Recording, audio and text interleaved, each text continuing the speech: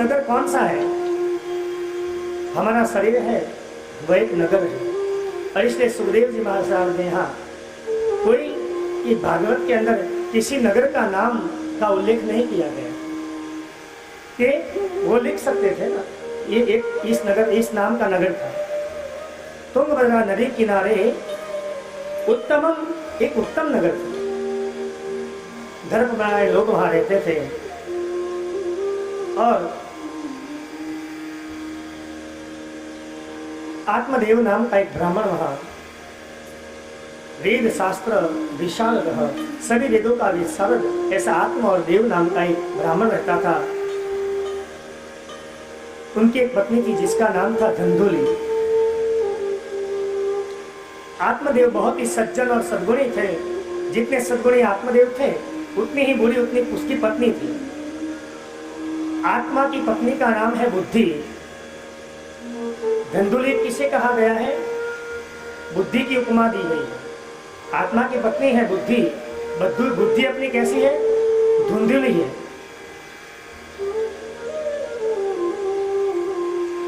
आत्मा ने पत्नी नाम से बुद्धि।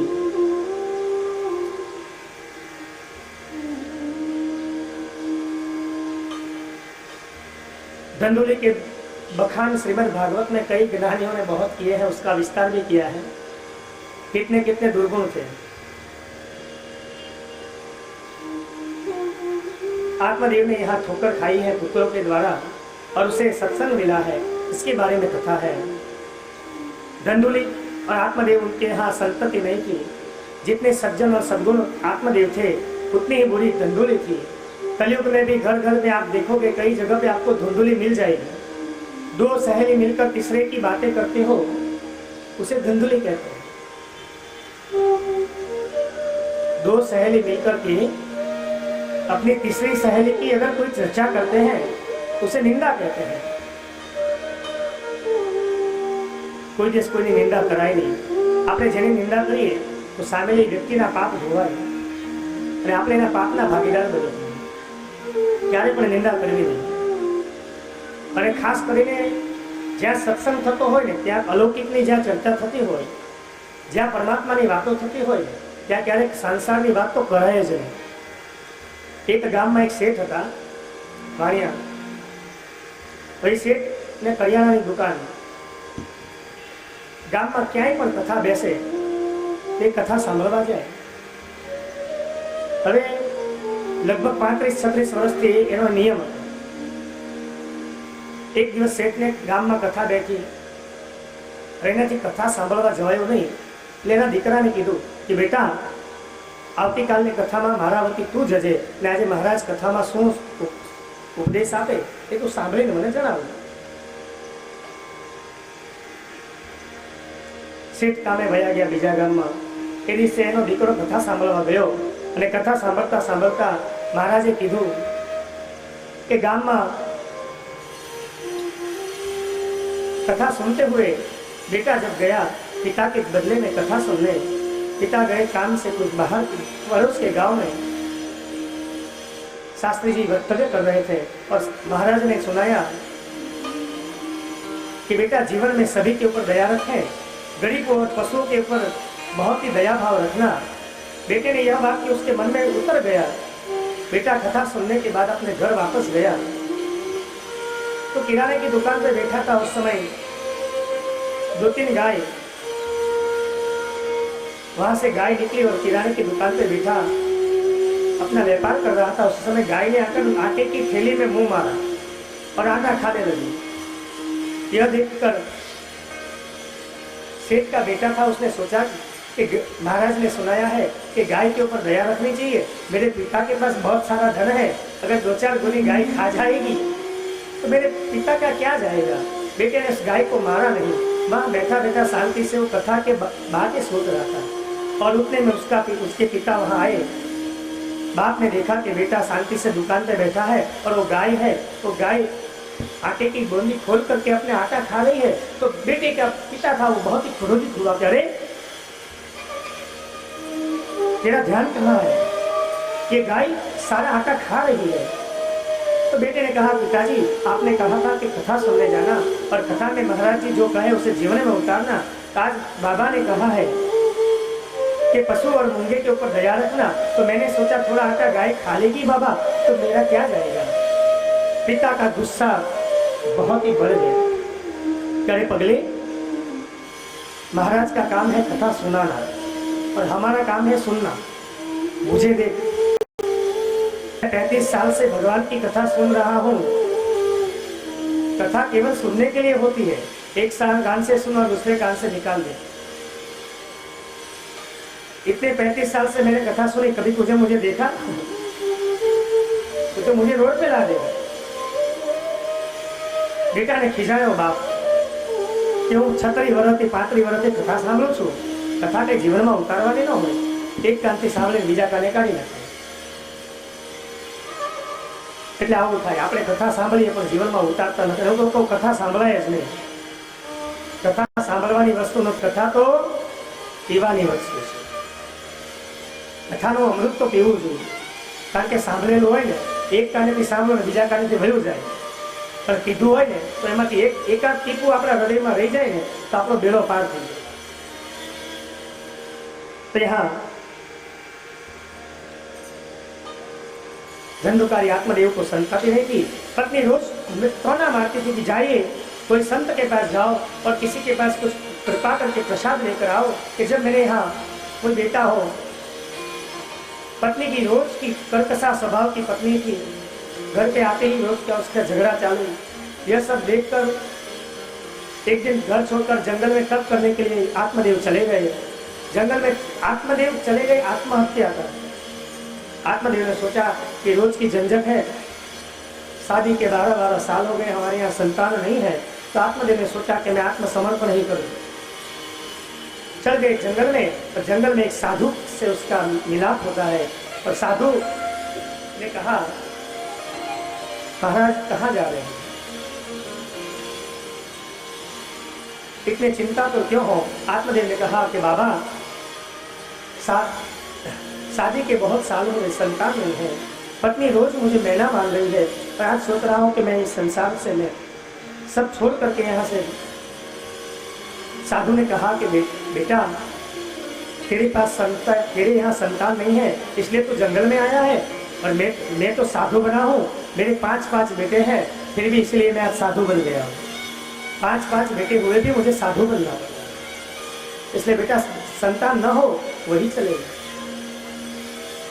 बाबा को देखकर उसे तेज दिखा, तो बाबा का तेज देखकर आत्मदेव ने कहा कि महाराज कुछ भी हो जाए बाबा, आप मुझे ऐसा कोई आशीर्वाद दीजिए, मेरे यहाँ संतान हो, मैं थक चुका हूँ दुनिया की ताने सुनकर।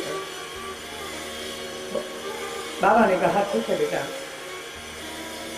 संत ने एक फल लेकर अपनी पत्नी को कहा, दिया, ले बेटा इस होकर आत्मदेव को कहा कि तेरी पत्नी को खिला दिया। साधु एक फल आप्યું અને કીધું આત્મદેવને કે જાઓ તો આપની પત્નીને ખવડાવી દેવી। હવે ધંધુલી હતી, એની અંદર ઘણી દુનિયાના દુર્ગુણ આળસુ સ્વભાવની, સમયસર રાંધે નહીં, રોજનો કડકડાટ કરે। પત્નીએ આત્મદેવને ઘરે આવી ગંધીને પત્ને ફળ આપ્યું ને કીધું કે તું તારે આ ફળ સાધુએ આપ્યું છે ને, તું આ ફળ ખાઈશ તો સગર્ભા થઈશ ને આપણે ત્યાં સંતાન થશે।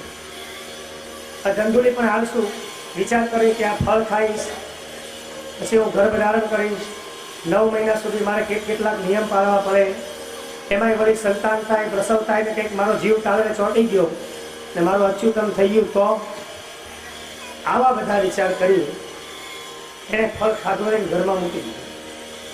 ધંધુલીની બહેનપણી મળી, તમે જેવા હોય ને એની પત્ની મળી જાય, તમે જેવા હોય ને એવા તમને તમારા મિત્રો પણ એવા જ મળે। ધંધુલીની એક બહેનપણી હતી, હવે એને ગર્ભ ધારણ કરવો નહોતું, પણ એને ગર્ભ રહી ગયો, એને સંતાન જોઈતું નહોતું। એની મિત્રને એને વાત કરી, ત્યારે આનું શું કરું? બેનપણીએ કીધું કે એક કામ કરો, મામે મારે સંતાન થવાનું છે, તું આ ફળ કોઈને બીજાને ખવડાવો, મારે સંતાન થશે એ સંતાન તને આપી દઈશ, હું પણ છૂટી જઈશ બાળકને મોટો કરવો ઉછેરવું ઝંઝટમાંથી, અને તને તારો પુત્ર મળી જશે। બેનપણીની વાત માની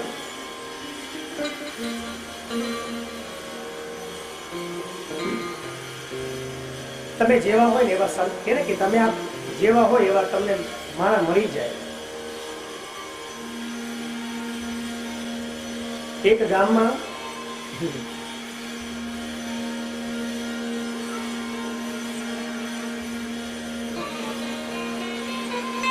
મૂળ કથા ઉપર આપણે આવીએ. પત્નીએ ધંધુરીએ ફળ ન ખાધું, એના ઘરના આગળ ગાય હતી, ગાયને ફળ ખવડાવી દીધું અને એની બેનપણી પણ 9 મહિના ત્યાં દીકરો આવ્યો. એની બેનપણીએ પોતાનો દીકરો ધંધુલીને આપી દીધો અને ભગવાનની કૃપા એવી છે કે જે ફળ સંતે આપ્યું હતું એ ગાયે ખાધું. એ ગાયના ગર્ભમાંથી પણ એક પુત્ર ઉત્પન્ન.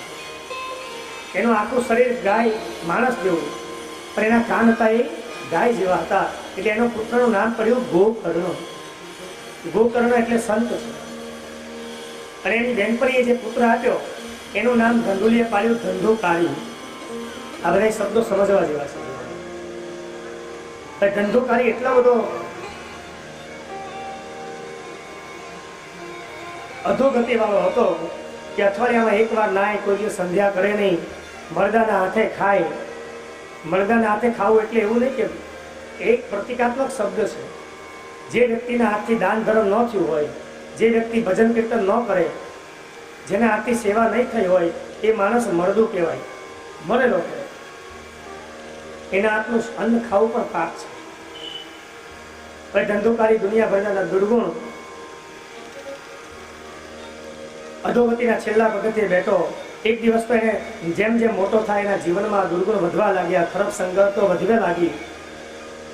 શાસ્ત્રમાં લખ્યું છે કે લાલિત 5 વર્ષાની, બાળકને જો ઉછેરવું હોય ને તો 5 વર્ષ સુધી એનું લાલન પાલન કરો. 10 વર્ષાની તારી પ્રાપ્તિ તું 16 વર્ષે પુત્ર મિત્ર સમાચાર. તમારે ત્યાં બાળક હોય એ બાળકને 5 વર્ષ સુધી લાડ લગાવો, બાકીના 10 વર્ષ જરૂર પડે તો એને પ્રસાદી આપવી. અને 16 વર્ષનો થાય તો દીકરી હોય તો એની મા એને બહેનપણીની જેમ રાખવી જોઈએ. કે બોલ બેટા, નાનામાં નાની વાત દીકરીએ માથી છુપાવી ન જોઈએ. એટલો બધો દારો દઈએ એનો કોઈ મન સાંભળીએ જ નહીં. અને પછી છોકરાઓ ઘરે પ્રેમ ન મળે એટલે એ દીકરાઓ બીજાના સંગત લે અને એમાં જો ખોટો સંગ મળી જાય ને તો તમારા દીકરાઓનું આખું ભવિષ્ય બગડી. પ્રાપ્તિ તું 16 વર્ષે. દીકરો હોય તો બાપે એના મિત્રની જેમ રાખવો, દીકરી હોય તો માએ અને બહેનપણીની જેમ સાચવવી. ધંધુકારીને ખોટી સંગતિ મળી. એક દિવસ તો બાપના ગળે છડી રાખીને કીધું કે લાવો, તમારી પાસે જે કંઈ પણ હોય બધું મને દઈ દે. આત્મદેવે કીધું કે બેટા મારી પાસે કાંઈ નથી. ધંધુકારીએ લાખ લઈ ગોકર્ણના ચરણમાં જઈને આત્મદેવ પડ્યો છે. ધંધુકારી દુષ્ટ છે, દુનિયાની ઠોકર ખાય અને આ જીવ કોના શરણે પડે? સંતના ચરણે પડે. અને ગોકર્ણ છે એ સંત છે. ગોકર્ણ પિતાને ઉપદેશ આપે છે કે બે પિતાજી, આ સંસારમાં કોઈ સાર નથી. આ સંસારમાં બધું જ એક સપના જેવું છે. પિતાજીને ધર્મનો ઉપદેશ આપ્યો. માણસને દીકરાના ઉપર કેટલો પ્રેમ હોય.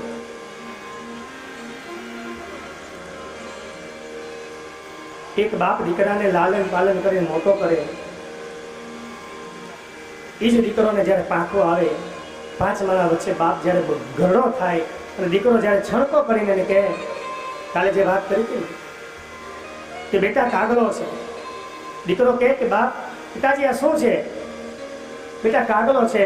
બાપ બેટાએ 10 વખત પૂછ્યું, 10 વખત બાપે જવાબ આપ્યો. એ જ બાપ જ્યારે ઘરડો થયો, આંખે દેખાતું નથી, દીકરાને કહે બેટા આ કયું પંખીડું જાય છે જોતો.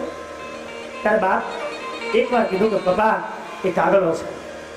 બીજી વાર કીધું, ત્રીજી વાર કીધું. એટલે બેટાએ કીધું સંભળાતો નથી તારો બાપ કાગડો છે.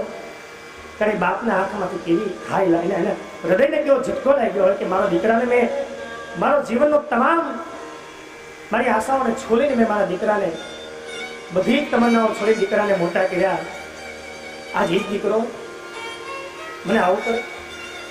એટલે ગાયું છે, आशिरा इस जहां का मिले ना मिले, आसरा इस जहां का मिले ना मिले, मुझको तेरा सहारा सदा चाहिए, मुझको तेरा सहारा सदा चाहिए। आसरा इस जहां का मिले ना मिले, आसरा इस जहां का मिले ना मिले, मुझको तेरा सहारा सदा चाहिए, मुझको तेरा सहारा सदा चाहिए।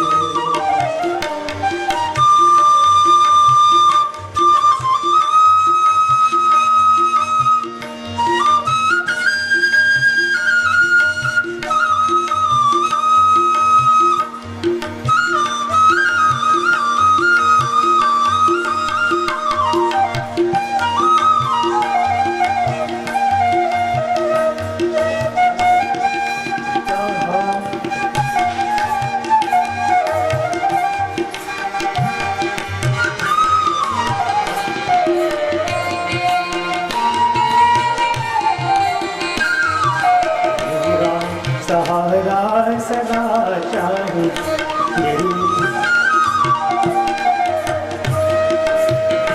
मेरी धीमी है चाल और पथ है विशाल, मेरी धीमी है चाल और पथ है विशाल, हर कदम पर मुसीबत है अब तू संभाल, हर कदम पर मुसीबत है कर डरे ने पगड़े मुसीबत से आ संसाરની દરેક કાર્યની અંદર પરમાત્માને કહેજો કે બાપ આ તમારે સંભાળવાનું।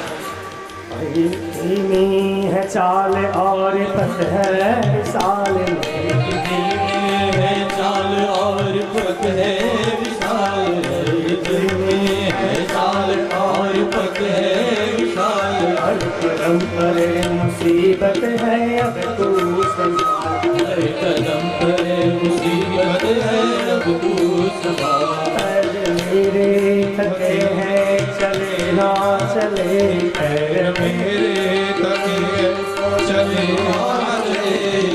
मेरे थके हैं चले ना चले, पैर मेरे तके चले दिल में तेरा सहारा सदा चाहिए, तेरा सहारा सदा चाहिए। आसरा इस जहां का मिले ना मिले, आसरा इस जहां का मिले ना मिले, तेरा सहारा सदा चाहिए, दिल में तेरा सहारा सदा चाहिए।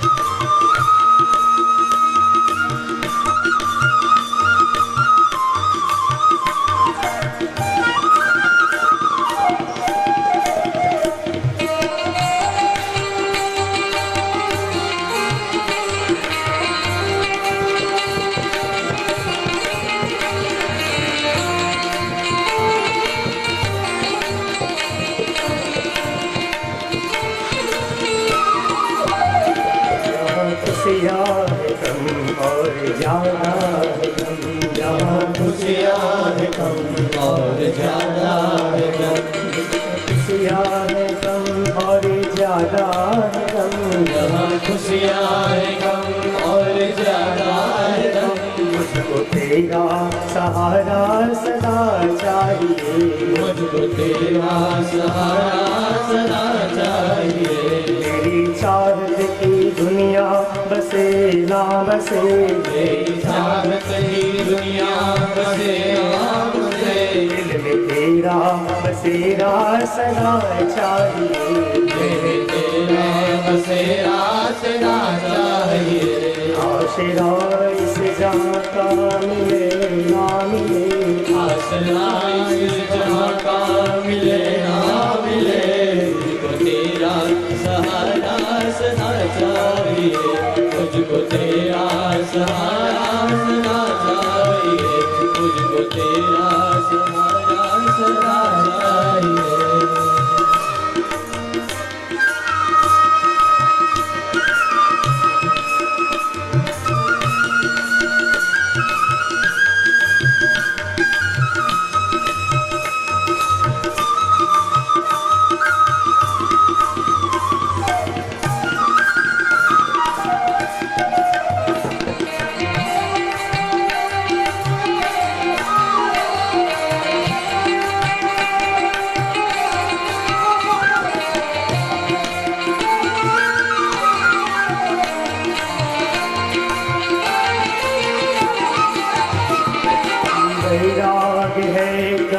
अनुराग है, कभी वैराग है, कभी अनुराग है। यहाँ बदले है माली वही बाग है, यहाँ बदले माली वही बाग है। मेरी महफिल में सम्मा जले ना जले, मेरी महफिल में समा जले ना जले। दिल में तेरा उजाला सदा चाहिए, मेरे तेरा उजाला सदा चाहिए। आसरा इस जहां का मिले ना मिले, आसरा इस जहां का मिले ना मिले। तेरा सहारा सदा चाहिए, तेरा सहारा सदा चाहिए, तेरा सहारा सदा चाहिए।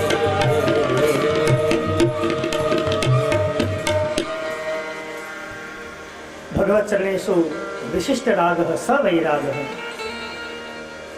પરમાત્માના ચરણમાં આપણે વિશેષ પ્રેમ હોય એને વૈરાગ કહેવાય। एक गांव में एक शमशान यात्रा निकली, सब बोल रहे थे राम बोलो भाई राम, राम बोलो भाई राम। एक साधु वहां से निकले और साधु ने किसी को पूछा कि बेटा ये सब क्या बोल रहे हैं।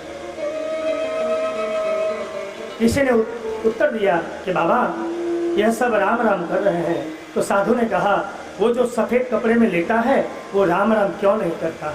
तब किसी ने कहा कि बाबा वो तो मर चुका है, साहब जिंदा हो वही लोग राम नाम कर सकते हैं।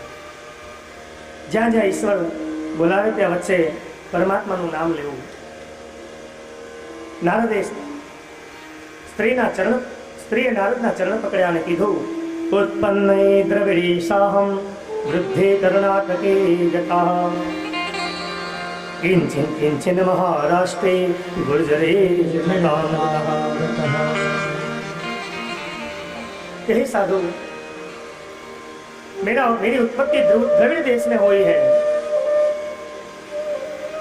आंध्र प्रदेश के पास, और कर्नाटक में आकर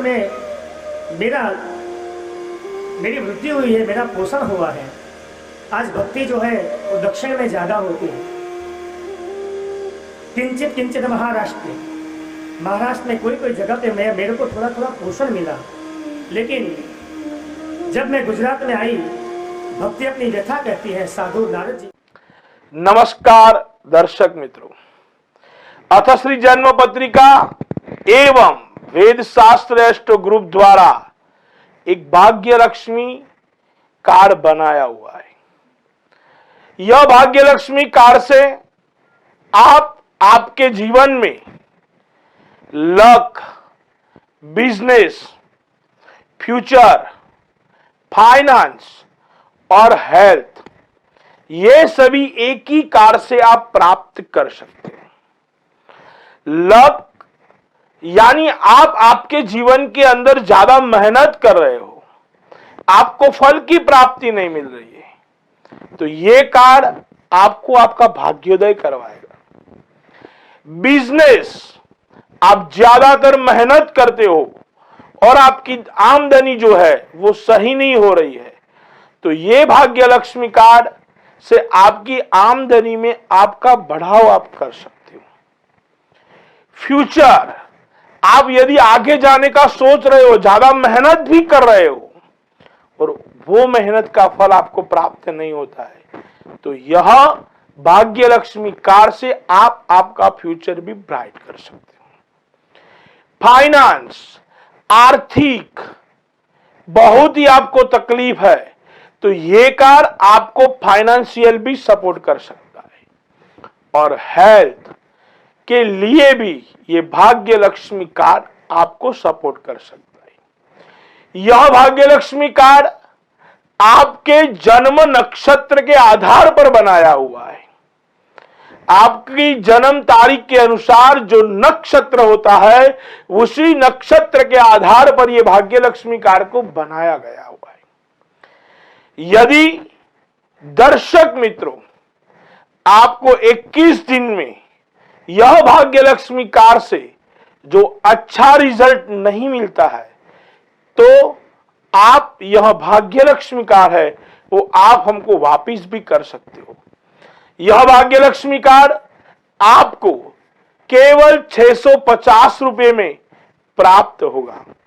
यदि 21 दिन में आप ऐसा सोच रहे हो कि आपको रिजल्ट प्राप्त नहीं हुआ है तो आप हमें फोन कर हमारा जो बनाया हुआ भाग्य लक्ष्मी कार्ड है वो भाग्य लक्ष्मी कार्ड आप रिटर्न कर सकते हो और आपने जो भी पैसे खर्च किए हैं वो पूरे 650 रुपया आपको वापिस मिल जाएगा।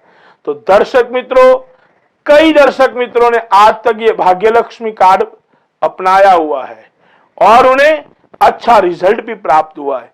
तो क्या आप अपना फ्यूचर बनाना चाहते हो, लक बनाना चाहते हो, अच्छा बिजनेस करना चाहते हो, अच्छी हेल्थ करना चाहते हो तो आज ही आप हमारा कार्ड बुक करवा सकते हैं।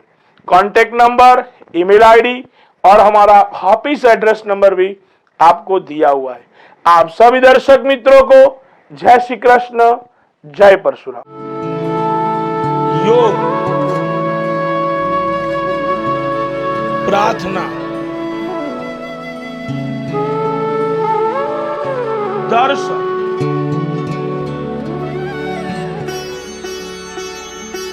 वंदन, भक्ति, सत्संग तथा प्रवचन, पंचांग, दिन चर्चा,